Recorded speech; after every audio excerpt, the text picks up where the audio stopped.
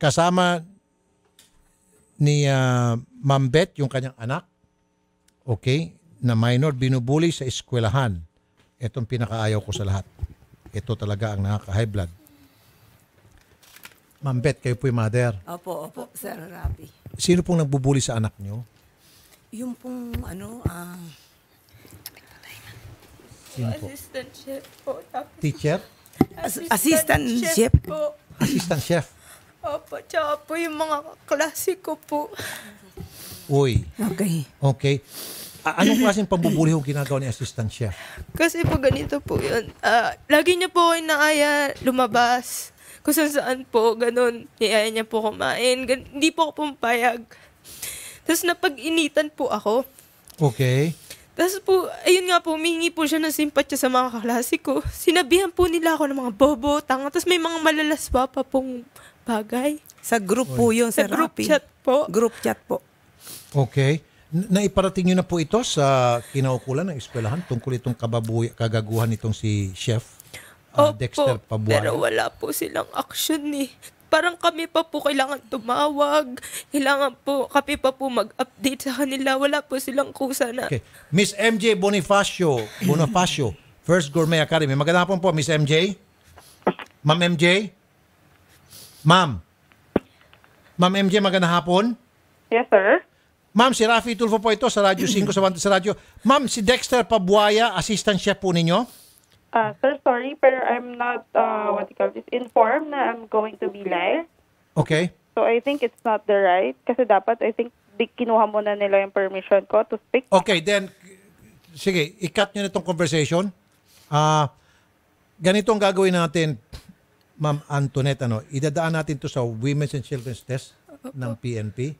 Meron kasi tayong anti-bully law Opo. na pwede makasuhan dito itong si Dexter Pabuaya. Opo, Sir Rafi. And then at the same time, may pananagutan po dito ang school kung naging pabaya po yung eskwelahan. Wala po silang action, sir eh. Walang ginagawa action. Wala po, pero sobrang sakit po ng mga sinabi sa akin. Ng mga classmate ko, bobo, tanga. Tapos may sinabi pa po doon na malaswa na ilalampaso daw yung pribadong parte ng katawan ko.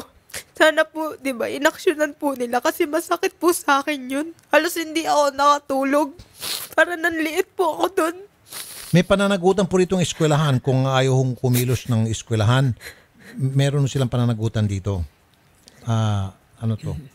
Ayaw na nga ni MJ Bonifacio makikipag-usap. Bakit yung pa pinipilit tawagan, Carol? Ang tigas din ng ulo mo, Carol. Isa ka pa, Talagang ikaw siguro, Carol, ang pinakabobo na talaga sa lahat ng bobo. Pag sinabi ng isang tinawagan natin na ayaw niya ma-ere because walang permiso, wag na natin i-push. Okay, Odette. Ikaw pala, Odette, ang bobo. Pag merong isang respondent na tumanggi na at ayaw na makipag-usap on air, respetuhin natin, okay? Tatawagan niyo pa ulit, Sos Mariosep. Tayo ba bandang huli mabaliktad dito? Sabihin, nambubuli tayo, nangaharas tayo. Stop. Tawag kayo ng iba. Okay. Sorry po, Ma'am Beth. Okay po.